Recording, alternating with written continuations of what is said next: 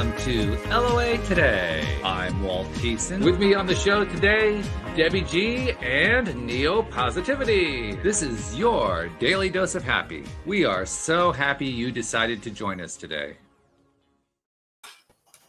And 3 becomes 4 today because my own lovely wife Louise is sitting in once again. And I know you guys loved the last visit, so I figured if you loved the last one, you're going to love the next one. Oh, geez. Right? Set the bar high for me. Thanks a lot. Well, plus also, Debbie, you had indicated that you wanted to have Louise on your podcast. So I figured the best way to get that going is bring her back here again. And we do a little communication and do the thing, right? So how you doing? I love that. And Louise, I'm so glad you're back. And hello, Walt. And hey, Neo. I'm doing great. I am doing fabuloso. We did hear some news, though, just a little bit ago. And I heard. You did too. Yeah. Big love to Bob Proctor's family and his loving friends. 1935 to 2022. Bob Proctor, one of the biggest teachers that we've ever had, has left his earthly being. So if you're watching right now, send some love out to the Mr. Positivity himself. Nice. That's who he was. He was the original, no doubt about that. And for those who aren't quite sure who Bob Proctor is, if you've seen The Secret, he was the first guest you saw in The Secret. He was the one who explained what The Secret was. And he was the fuel behind it as well. You know, he was. In many ways, he was. Yeah, that's true. I want everybody throw that out. Hashtag Bob Proctor. There you go. Because I know the internet is flooded with that right now. Support. I didn't know that at all. Wow. No, that was within the last hour or so that I heard that one. I'm not sure when you heard it. Too. Yeah, right about that. Yeah, I think it just sort of started flooding all of Facebook and whatnot. But you know, I think does that make us think? It makes me think. You know, the theme has been playing small. Are you playing small? And I keep getting this vibe up. Time to vibe up. And I think Bob Proctor could be all about vibing up and giving us tools for playing small. So that's what's been up in my face, like literally the last few days. What about you guys? I can appreciate that. Yeah. In fact, I've been dealing with the whole being small routine for the last few weeks and how uncomfortable it is to climb out of that one.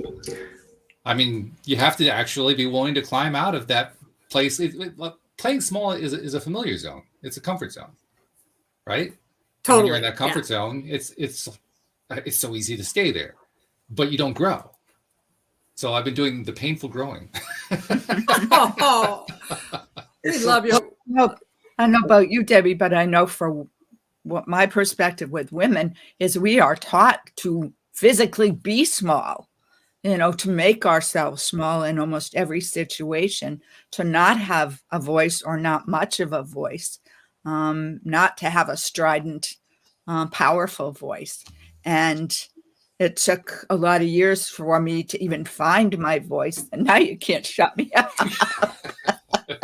I used to tell Walt if he told my girlfriends from high school, the way I was, how I behaved, they wouldn't believe it because they're getting to know me that way.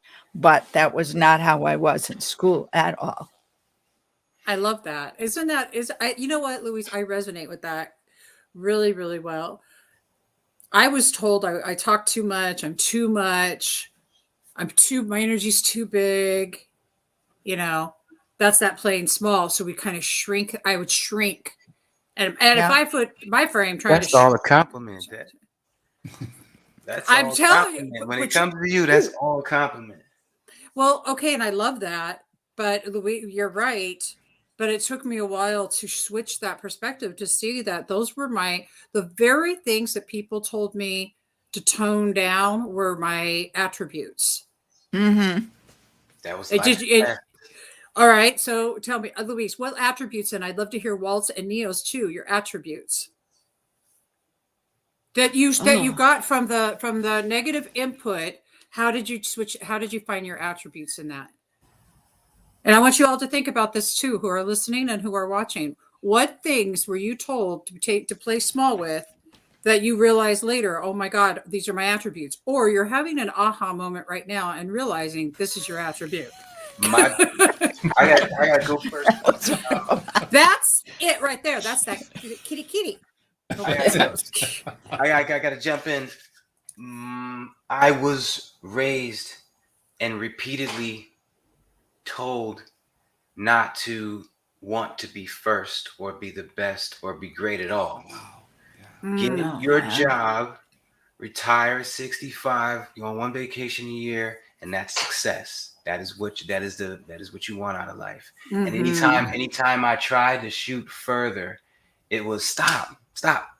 Oh. And I think it was because it came from a place of like, you're just going to get let down. How many people do we know that have made it to here, to there, to that level of money or situation? And so getting over that is something I'm still working on now. But it actually segues great because I was going to say something, touch on something you said earlier. Well, you said it's uncomfortable to climb out. That is so profound because I'm learning recently in the past 2 months that the exact point where I start to feel like I'm out of my comfort zone, that is when the Neo meter starts to go up. And then as soon as I get comfortable again, sitting in the house, chilling, it just stays still. And since I'm a comfort person and I've manifested a life where I could literally not do anything, but I would be stagnant. And so I'm learning to get out of my comfort zone, and the progression is just amazing what I'm seeing. And it's just like you said, it's uncomfortable to climb out, and but that's what you need. 100%, that's what you need. Yeah. For me, I think it was don't rock the boat, fit the mold, don't do anything different. And I pushed against that, probably starting college by where I wanted to go to school and how I applied to schools. And then the big time was starting my own business. And I didn't do that until after my dad died. And I don't think I was ready, but I know I probably would not have dared to do it if he was still alive, because he would have been, what if, you can't do that, you can't do that. And I did it. And we've had the business. This is going to be our 15th season. Mm-hmm. We're starting our 15th season in April. Whew. Yeah. And I'm loving all this. And for everybody who's just now joining us, we are talking about the things that we would take in as a negative, and we were told to play small. Those belief systems. How did you turn them around? And do you see now that they are your attribute?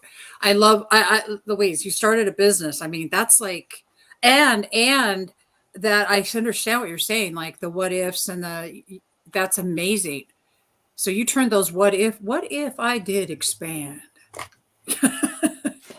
She found her gut. Well, there was something in her screaming that's not for her, and she found it. I love that. Well, the thing was, it wasn't something I had ever thought about. It was literally sitting my butt in the dirt in my garden after I had retired from being a psychotherapist and wondered if anybody would pay me. So it was tools in the trunk of my car and ad in a local newspaper and, $200 in my bank account, and off I went. So, and built from there, started small and built.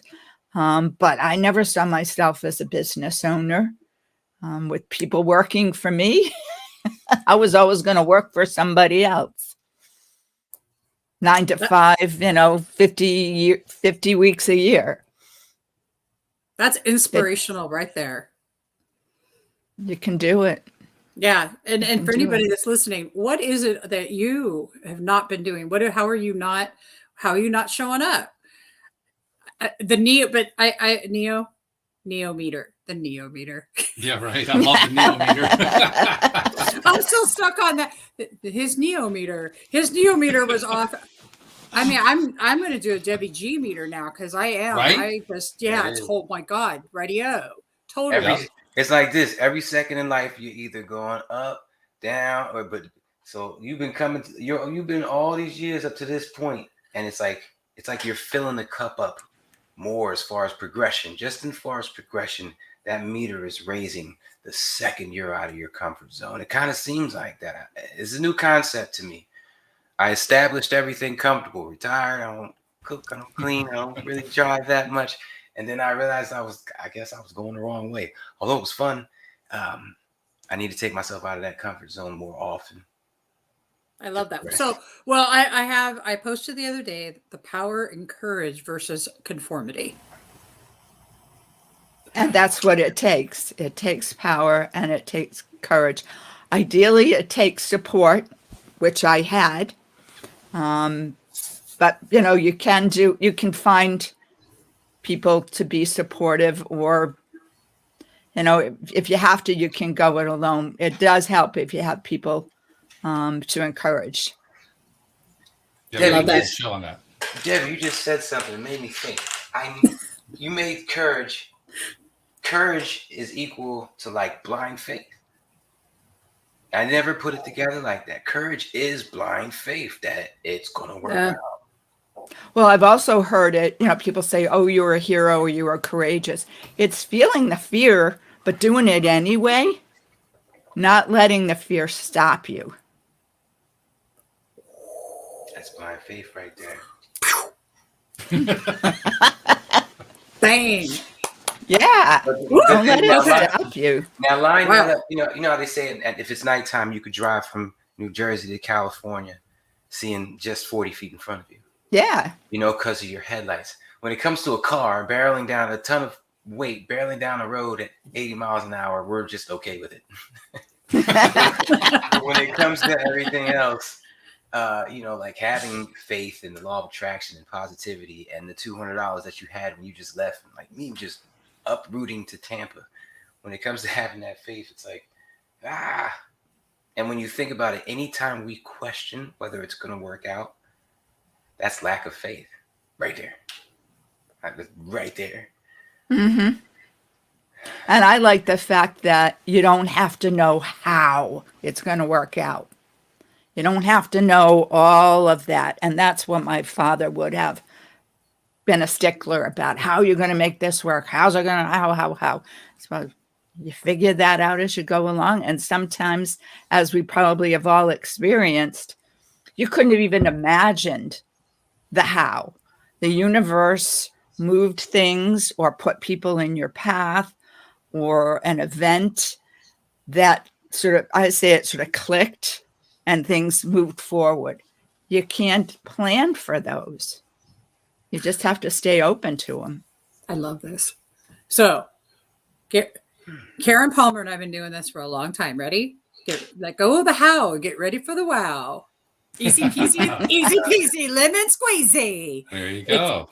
Let go of the how. Get ready for the wow. But I like that. I like that.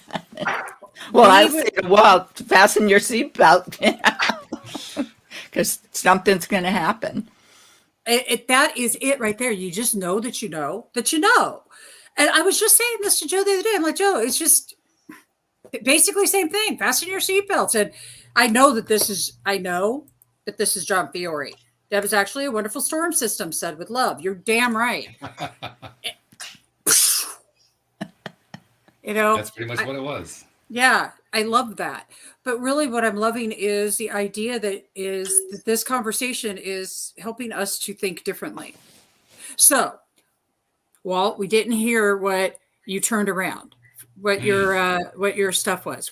I'd love to know. Mine was a long-term turnaround because literally you talk about playing small. Yeah. I mean, you're a woman who's on the tall side. I'm very much of a tall man. And I wasn't tall all through school, but I was certainly taller than most. Mm-hmm. I didn't get really tall until my senior year of high school. But nevertheless, I was always taller than most. And there is particularly in public schools, there are all the different pressures that we experience to conform. And one of the forms of conformance that are expected, which you can't possibly match, is to be the same size as everybody else. So if you're too short or too tall, you don't fit in. Oh, right. Totally. Completely. Which means that from that point on, which is basically ground zero, you have to do everything you can to play yourself small if you're big or big if you're small. Just to fit in, just to be accepted. Yeah, if my hair's straight, you got to want it curly, right? Exactly. Yes. If you're tall, you want to be short. If you're short, you want to be tall. And even have you ever had this? Like somebody comes up to you and goes, "Oh, I wish I was tall like that." And it's like, yeah, you can get in places that don't hurt my knee, that would hurt my knees. Right. Okay, just to say it. The best way I found to actually express how I felt about it was somebody would say, "Can I have some of your height?" I'd say, "Sure." Got a good surgeon? I mean, seriously, I'll give it to you. 6 inches, it's yours. Yo, well, that story is crazy. I think back to high school, and everyone I saw that was tall, I was just like, I would give anything to be that height. Like every single time I saw them, I'm like, damn, I wish I was that tall. So to hear you come at it from a different perspective, I'm thrown. I'm like still trying to process. Well, I'll throw more into it, because after I reached adult age, and I was in the early stages of failed dating, because I never had successful dating until I met her. So it was like, a lot of years. But when I was in the early stages of failed dating, the big way that you met people in those days, if you met them in school, that was one way, the bar scene, that kind of thing. But if you'd kind of grown past that and you hadn't met somebody yet, the only thing that was left was classified ads in newspapers. That was the only option. There was nothing else. And so that's what you would check into. And inevitably, anytime that I saw a classified ad section, and it would be a singles classified action. It wouldn't be like built in with, the home improvement section. It would be its own thing, like a publication. And inevitably, the females who are looking for the males would say they were looking for a tall man. But what they meant was a guy who was 6 to 6'2". Right. They did not mean a guy who was 6'8". So are you 6'8"?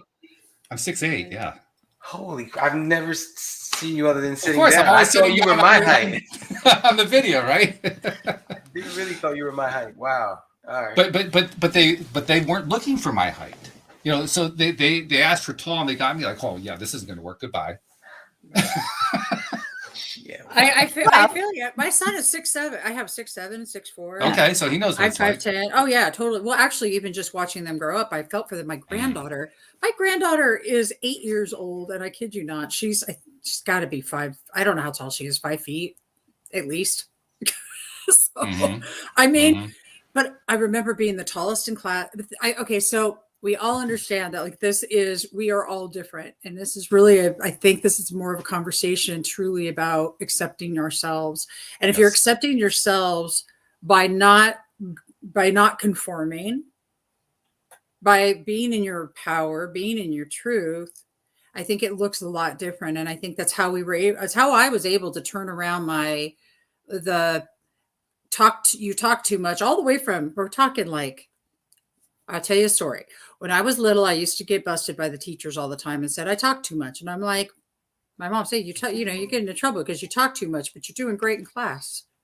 Well, yeah. So this was a story, you guys. This was my story. She talks too much. And even one of my exes, do you ever shut up? No, I really don't.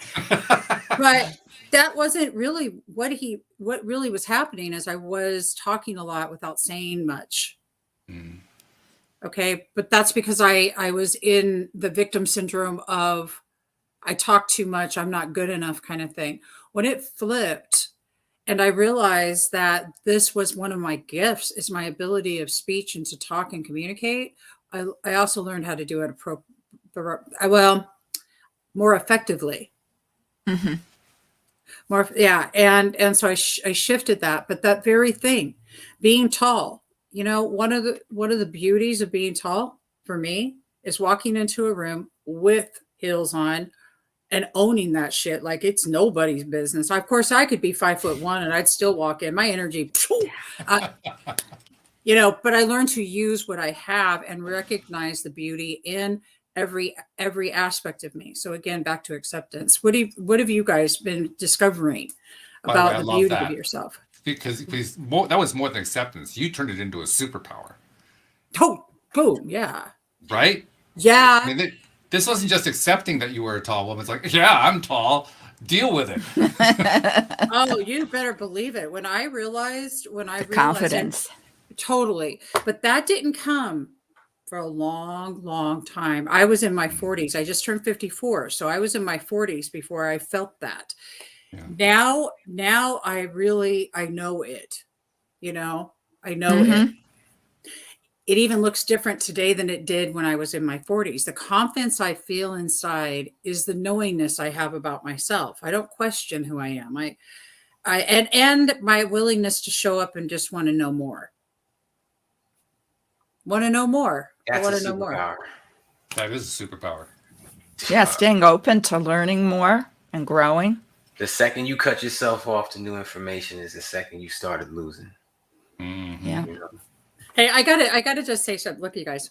Sam, hey Sam, how's it going? He says, well, I'm 6'7". I rarely meet anyone taller than me. I had to tell you, he really is 6'7" because I met him and I looked at him and I go, you're my son's height. You're 6'7". And he's like, yeah, you guys are. I love it all. I just think it's great. Sam, you're gonna love this story. You guys, I'm not sure, Debbie, you may know about this. Sam may know about this.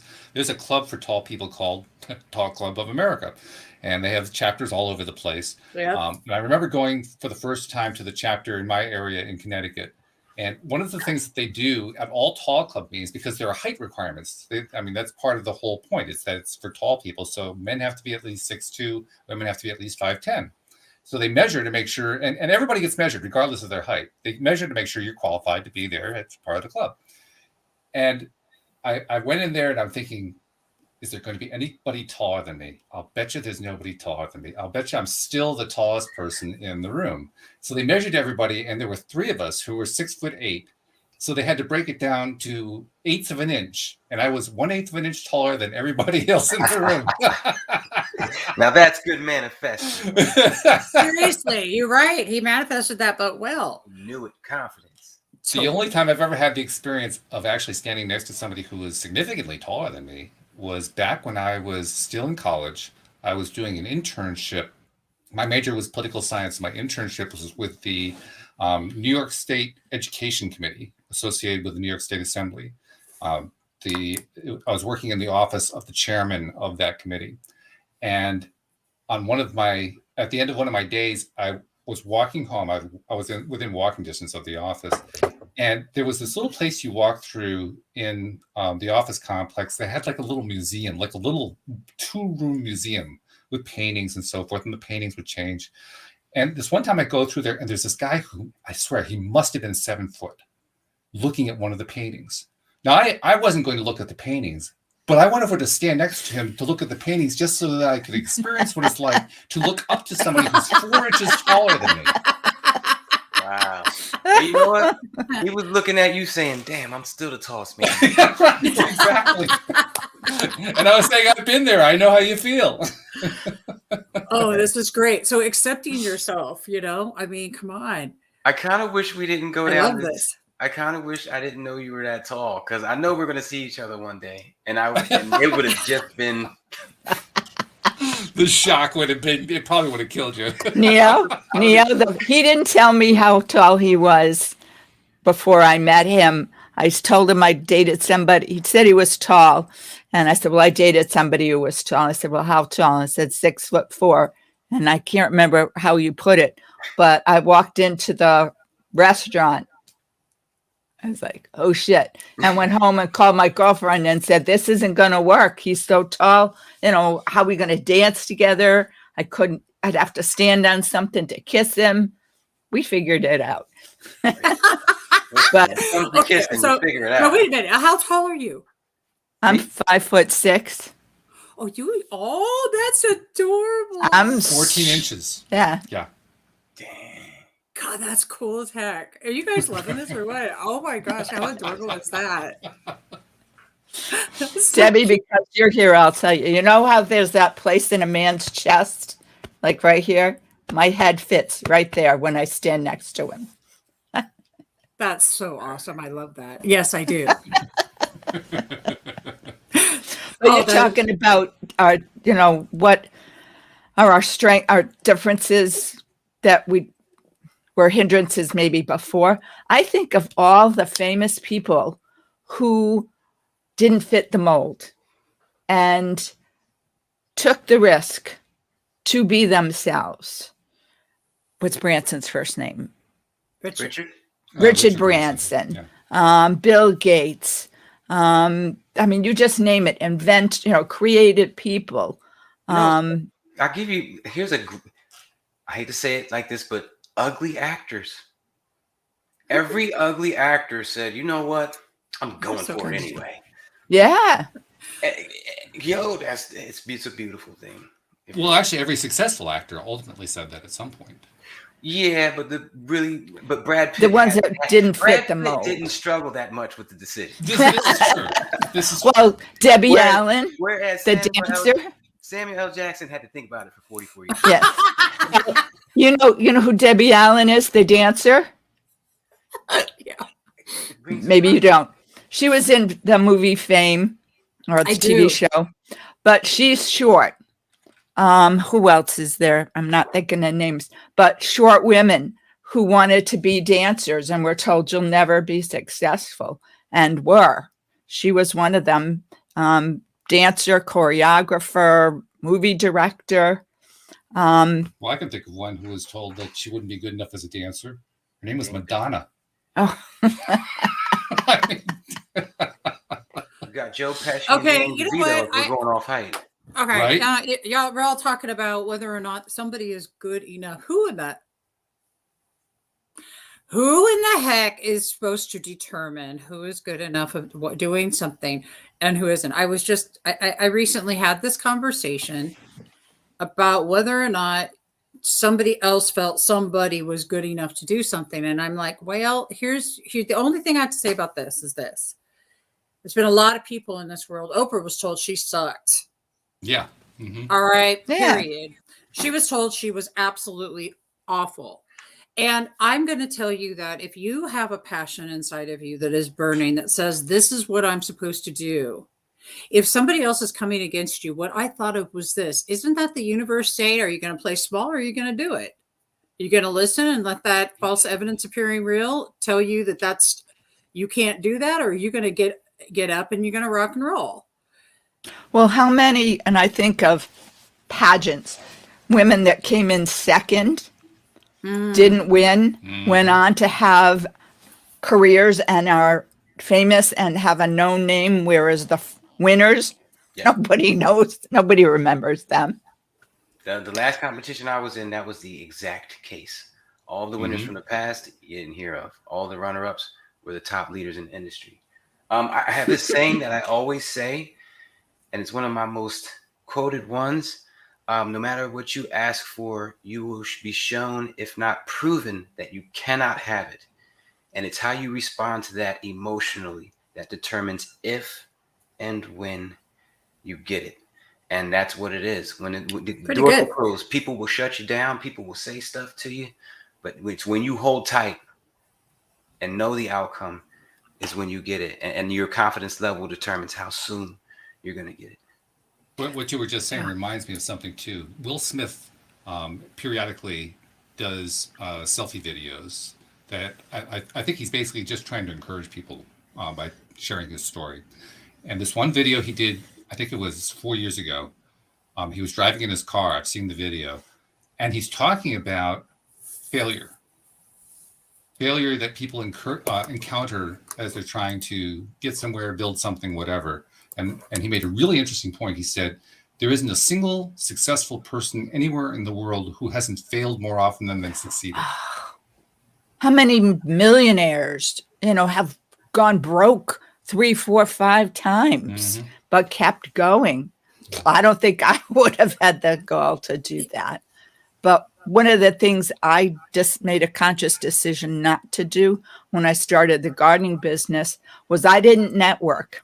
I didn't go talk to other people in the business, primarily because I didn't want anybody to tell me I couldn't do it, that it wouldn't work. I heard from different people, I don't know how you do that. I don't know how you do as much as you do, but I didn't want to have people telling me, oh, it won't.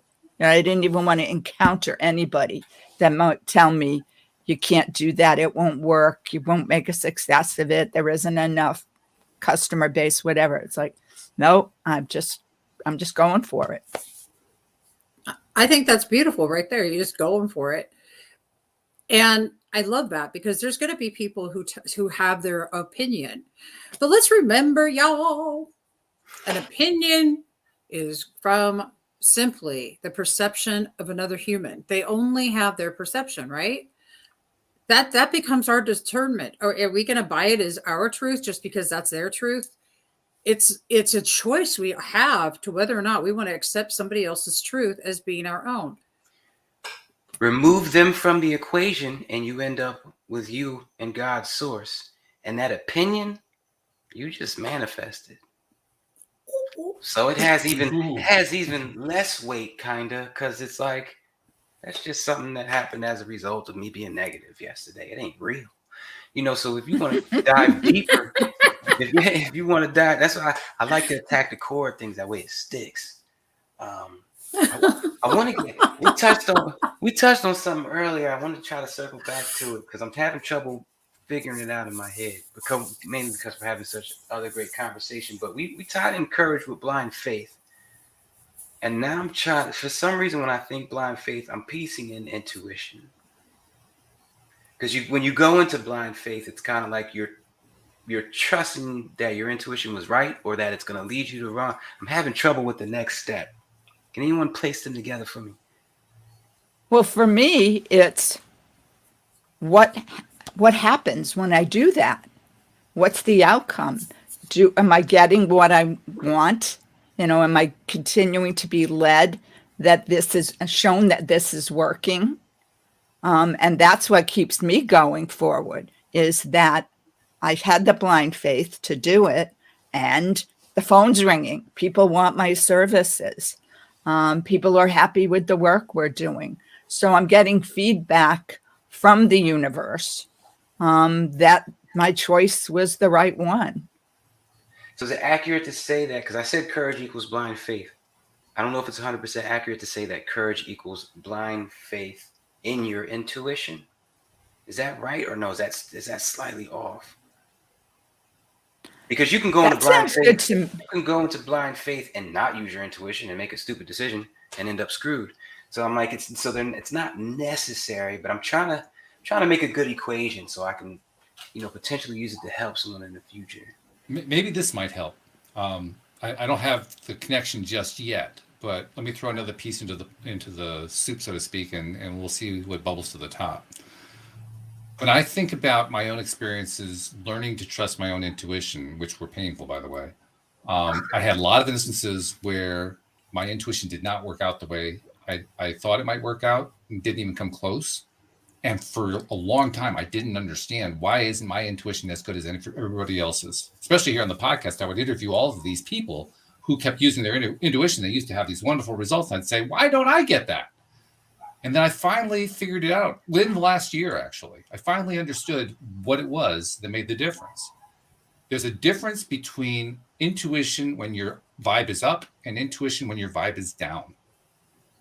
I never thought about that before, but if you trust your intuition when your vibe is up, you're going to get really, really good results. If you trust your intuition when your vibe is down, you're going to get really lousy results. So if you want to try to tie that into the idea of courage, maybe courage has something to do with being intuitive when your vibe is up. When you say lousy results, do you mean like you're totally off, you didn't manifest what you wanted, or do you mean you manifested something bad? One or the other, or both. Sometimes both, which made it even worse. So basically you're saying in a low vibration, my intuition will lead me towards a future that's undesirable. Right. But high vibe intuition much more often leads me to the result that I'm looking for. It was crazy. We talked about this last week, but I didn't get that. All right. I'm absorbing it. I have a question. Is it confusing? I always thought your intuition led you in a positive direction, no matter what. That's why it's a new take, and I'm digesting it. No. Yeah, I love this. So when you're listening to your gut, is there any confusion? If there's any confusion, then get the hell away from it. Simple as that. Things that are meant to be have no confusion within them. If there is confusion, it's usually because we are questioning it because we know to question it.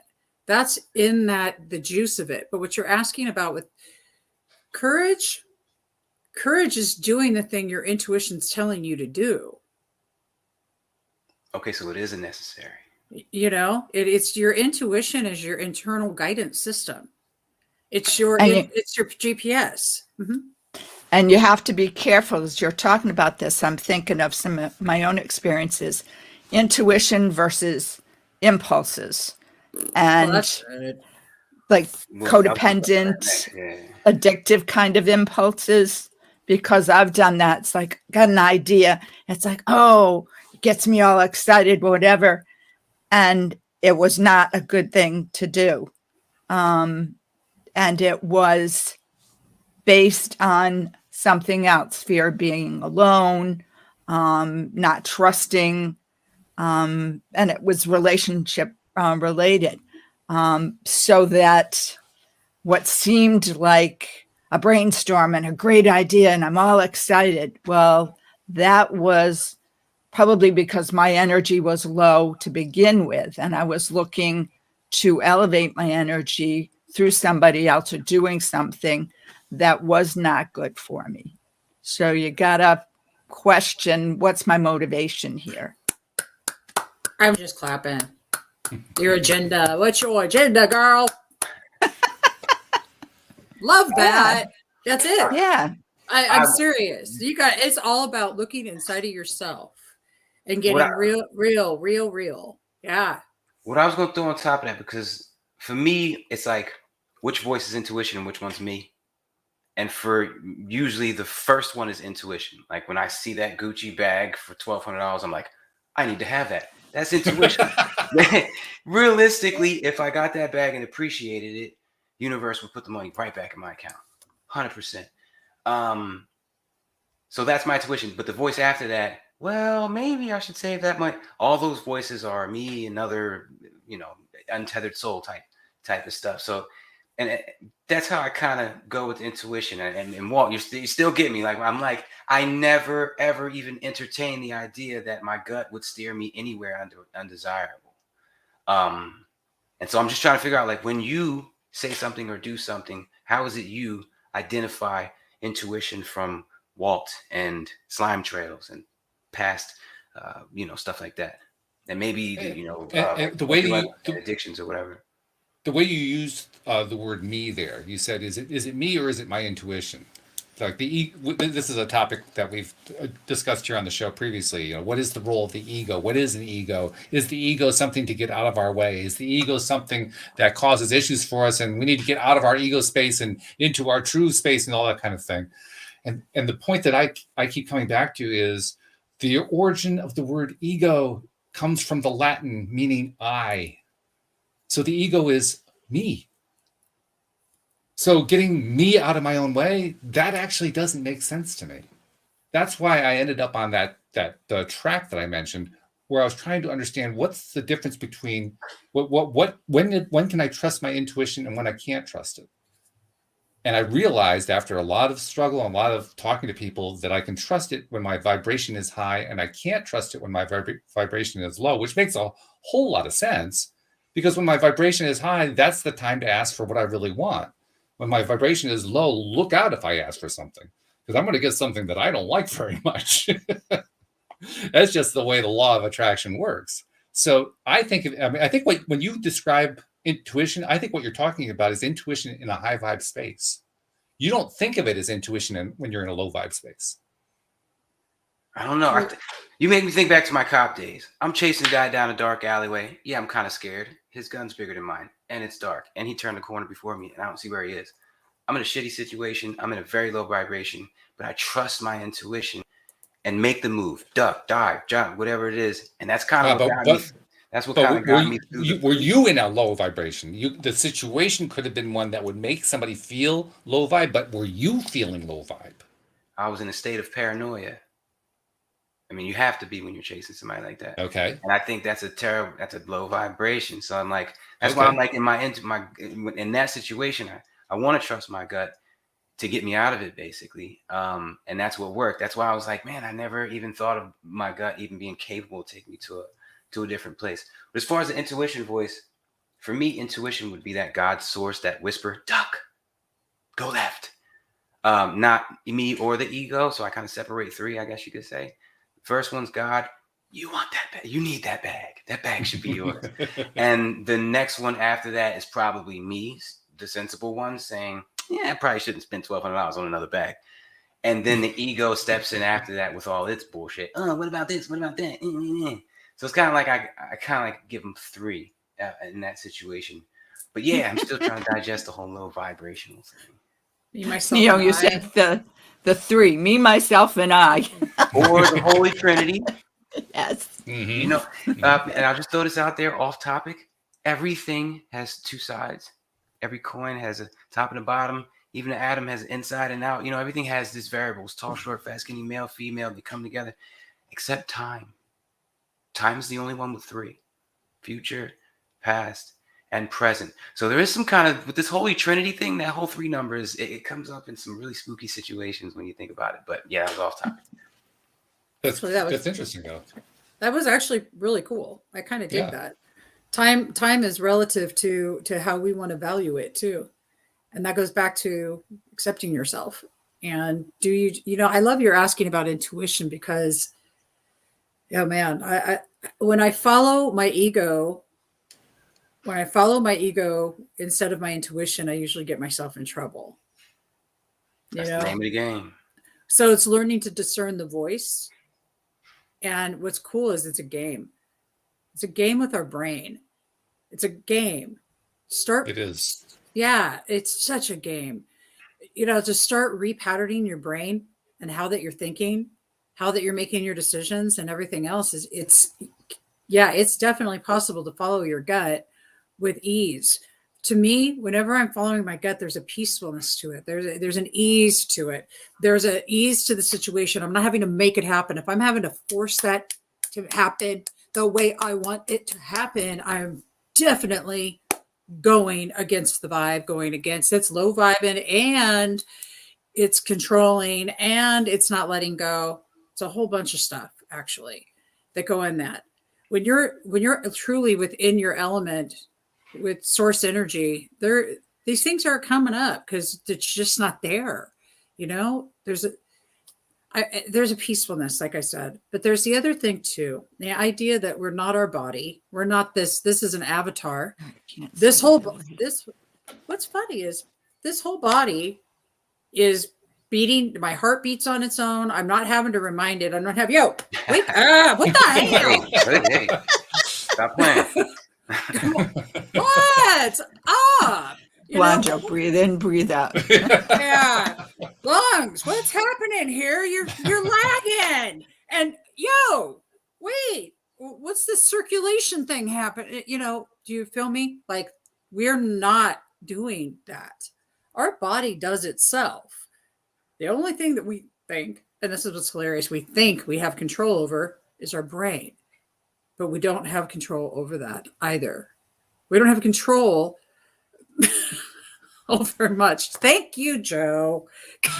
What avatar? Where's the avatar? I don't see it. That's an avatar. I'm just we are so much bigger and so much grander and so much greater.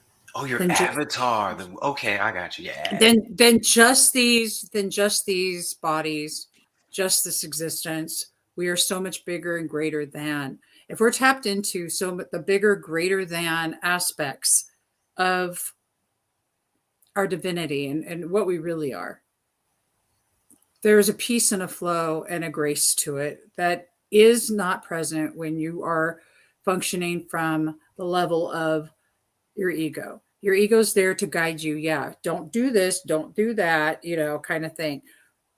But the true essence of the self, of who we truly are, has nothing to do with this body that we're in or anything else. It's about that love that's within our heart. And how do we tap into that?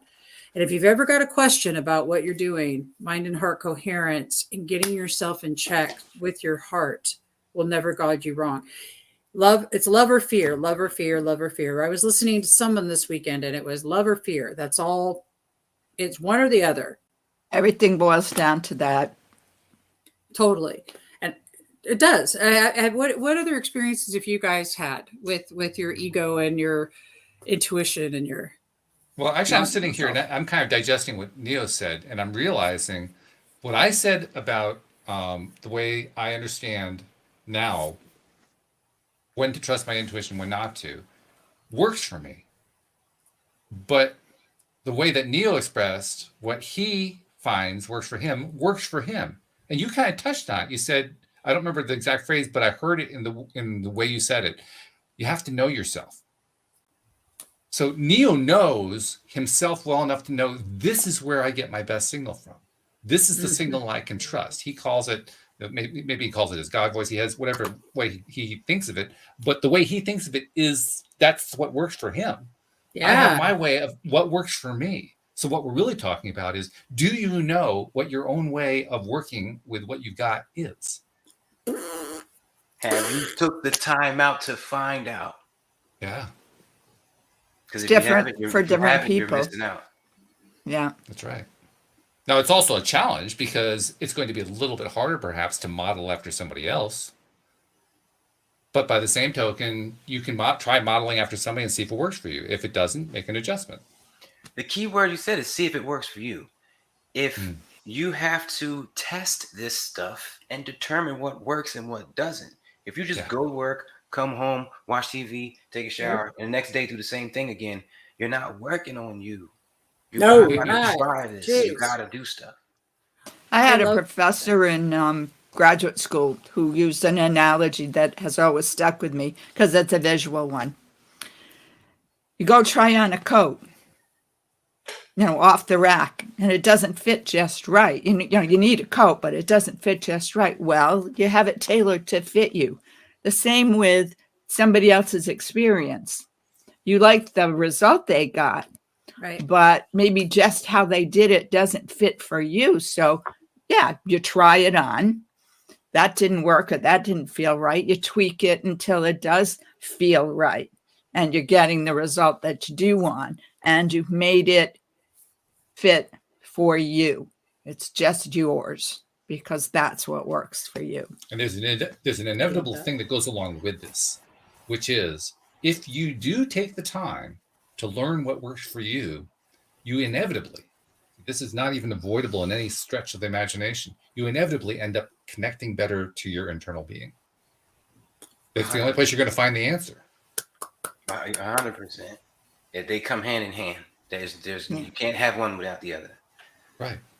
I love that. I agree. Because it's a connection. It's a connection with that. It's sort of like somebody's lost weight and they're telling you, I eat this is how I do it. Mm-hmm. And to think that somebody else is going to come and do that exact thing and they're going to get the same exact results.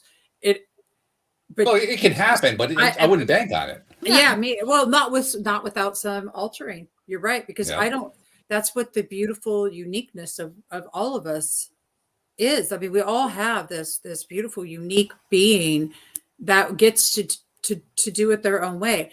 I love that malleable aspect to what we get to try. And you're right. You better absolutely look into every single thing we hear, everything. Be skeptical. Somebody was telling me, be skeptical. Who said that? Be skeptical. We pretty much I've heard that most of my life, really. So be skeptical. Be skeptical of things. Do your own research. Check into it. Like Neo said, see what works for you. Like Walt and Louise were saying, I agree with you guys. We have to see what works for us.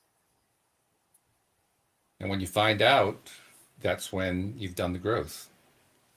Absolutely. That's where the growth is, right there. You identify and doing the work. Even if you just identified one little piece, you grew that amount. That's right. Absolutely. You know it. And it kind of circles right back to getting outside of your comfort zone.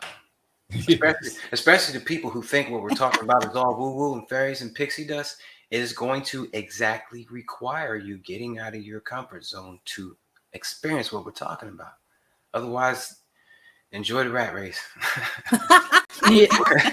We'll see you when you come around. You're going to come around. we'll see then.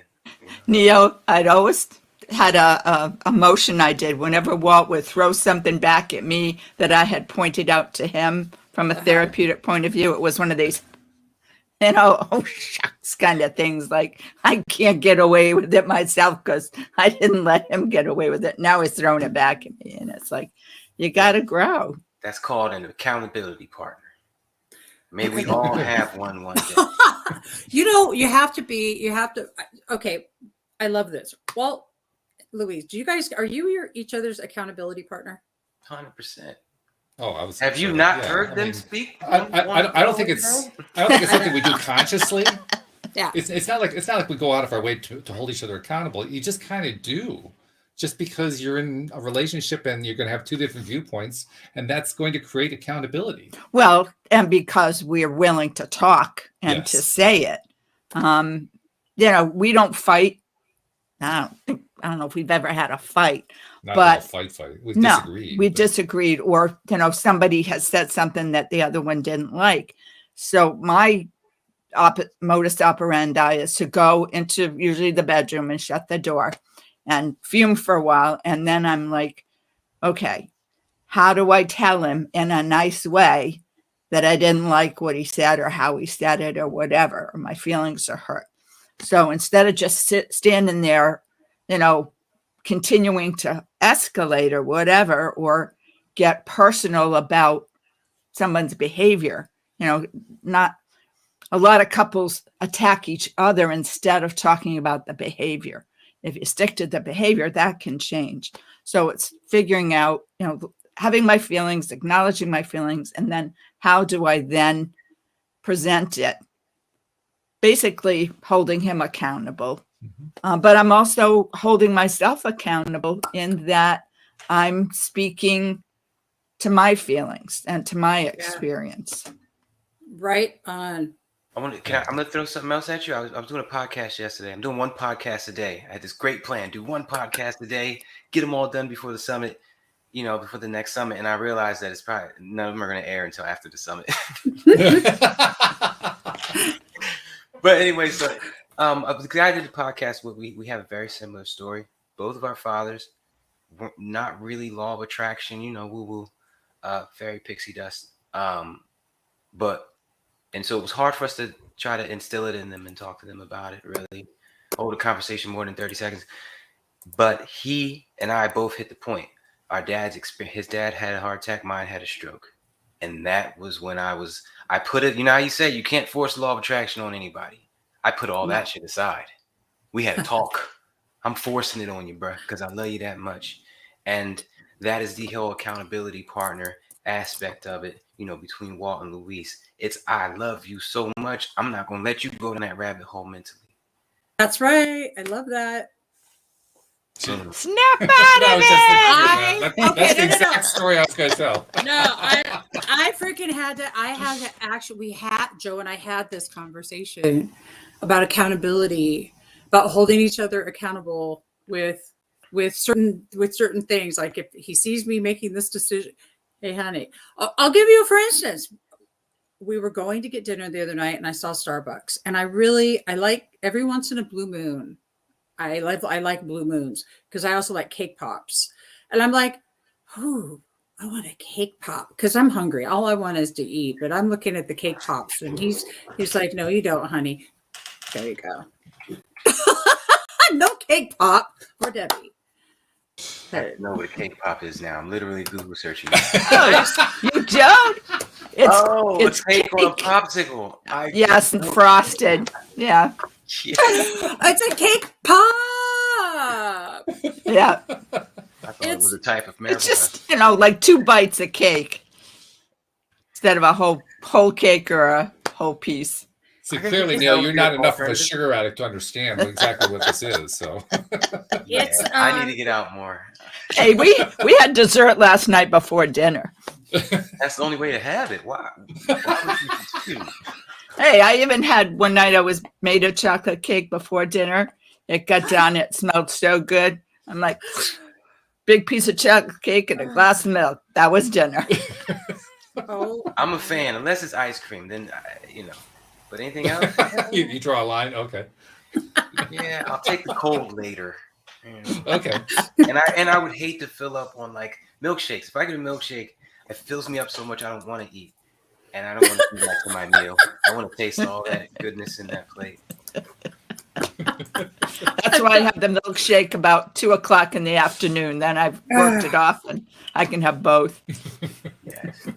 But you're right. There's sometimes it's like a chocolate ice cream soda or something, around here, what do they call Fribbles or the real thick thing would taste really good, but it's too much. It's just too much. Well, I didn't get my cake pop, so hey.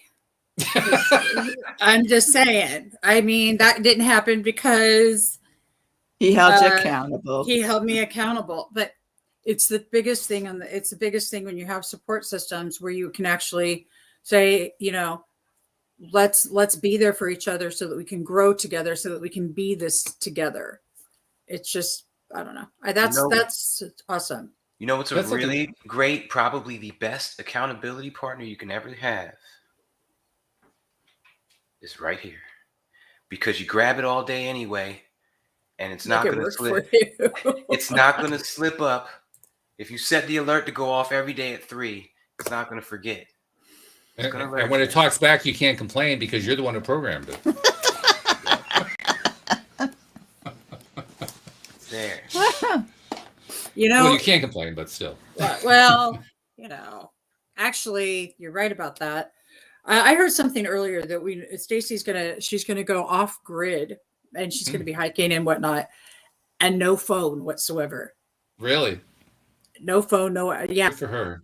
What do you guys? 2 months? Isn't that rad? Whoa! Wow. It reminds me of. They should be. I think there should be an app called the Accountability Partner. Somebody make one, please. Oh, there are accountability apps. Yeah. Are there really? Yeah. Oh, there are a number of them. Yeah. And you can almost use them any way you want to. A couple of them are so open-ended that literally you can use them any way you want to. Yeah. Anybody have a suggestion for a great reminder or accountability app? Put it in the chats, please. I will be downloading some stuff today. That would be rad. That would be totally cool. It would be. I'm looking. I love that. Well, somebody was saying the more you pay attention to your feelings and self, the more intuitive with yourself. Pay attention to your feelings and body and language. Yeah. Tune into you. Brain muscle memory. And for me, that's a long-term project. That's not something that I have been able to do quickly and easily at any one time. It's been an ongoing thing to just learn to trust my feelings. First of all, just even paying attention to the feelings. Just doing that's a victory. And then once I'm getting the feelings, being willing to stay in them. Being willing to just stay in that hard place rather than the brain place. Because I'm good at the brain place. Oh, yeah. She knows. Oh, yeah. I'm really good at the brain place. The hard place is a little bit challenging for me. Left brain. Yeah. No. In the spirit of the law of attraction, it's just like jogging. It's not like a black belt where you earn it, it's yours forever. It's like jogging. You have to work at it to be good at it. And the second you start taking days off, the second you start to move further away from being good at it. So stay on top of it.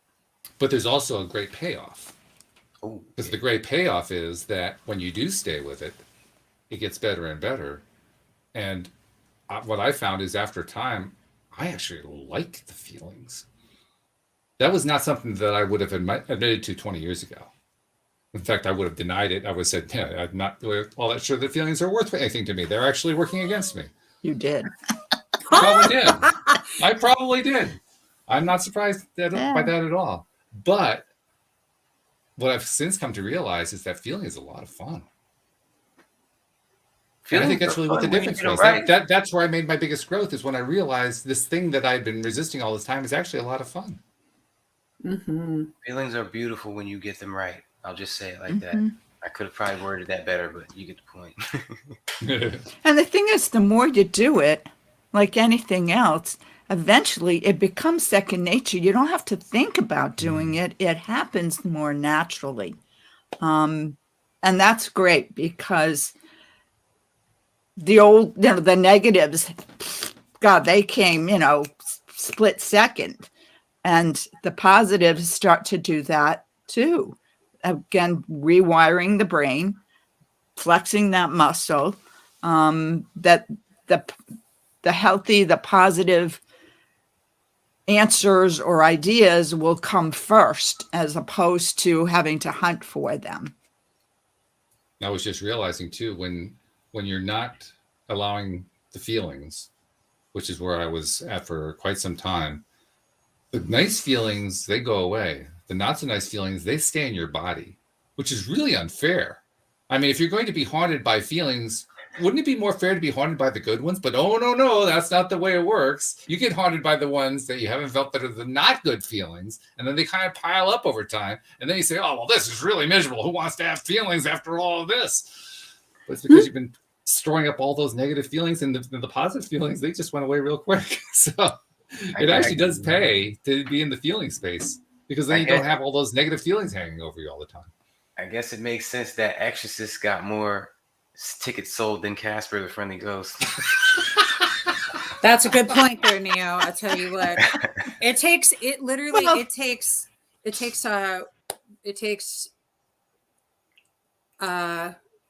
how many positives? I think the 10 positives to undo a negative. Yeah. So if you say something negative about yourself, then you need to say something positive about yourself 10 times. It's actually only 5, but I'm going to add 5 more just because we need it. Sprinkle another one on for me too. Can we make it a baker's dozen, Walt Louise? All right. I'm okay with that. That 13th one is a cake pop. There it is. Hey, to me, anything that increases the number of positives, I don't care how we get there. That's fine. Oh, So, yeah. Well, hey, hang on. So he said no to the cake pop, but then brought me Caramel Delight Girl Scout cookies. I'm like, Cho, honey, I love you. Those were good too. Really, seriously, I love them. Just saying. You've got everyone thinking about that now. Girl Scout cookies. Hey, I'm glad we had pumpkin pie for dessert. No, seriously, I was cruising down this main street the other day, and like these people have this child that's a Girl Scout on Main Street in Huntington Beach with in their yard a giant Girl Scout cookie entourage. I'm like, oh no, I got to work on that. In other words, driving by gives you sugar shock, is what you're saying. You're so or glad I got my cravings, treat. at least. Well, I'm really glad I got my treat too. Thank you. It says Facebook user, but hey, it was actually, it was really awesome. So thank you. Yes. Anyway, you guys have been a blast today. This has been fun. This has been really fun. Yeah. I mean, I'm always sad when the hour is over, but this is even sadder than usual because this has been so much fun. It's good to see you both. Got to dig deep. I love it was super. I love that you were on. Oh, thank you. Well, we may make it more thank you, permanent. We may have her back more often. How about that? Twist my arm. That's enough. I think it would rock too. Oh, Neo started something. And a good thing too. So with that thought in mind, thank you to our live streamers. Thank you guys. Thank you podcast listeners everywhere. And we will see you all next time here on LOA Today. Goodbye, everybody.